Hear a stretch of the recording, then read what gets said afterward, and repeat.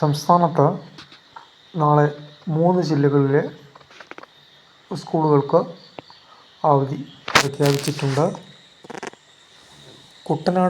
ആലപ്പുഴ കുട്ടനാട് താലൂക്കിലെ മുഴുവൻ സ്കൂളുകൾക്കും നാളെ അവധി പ്രഖ്യാപിച്ചിട്ടുണ്ട്.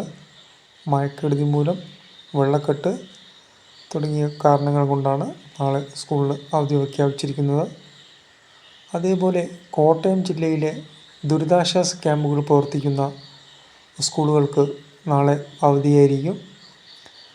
അതുപോലെ തന്നെ മലപ്പുറം ജില്ലയിലെ നിലമ്പൂരിൽ വോട്ടെടുപ്പ് നടക്കുന്ന സ്കൂളിന് നാളെ അവധി പ്രഖ്യാപിച്ചിട്ടുണ്ട്.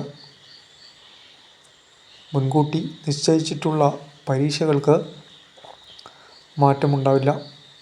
മറ്റ് ജില്ലകളിലും അവധി പ്രഖ്യാപിക്കാൻ സാധ്യതയുണ്ട്. അവധി പ്രഖ്യാപിച്ചാൽ ഉടനെ നിങ്ങളെ അറിയിക്കുന്നതായിരിക്കും.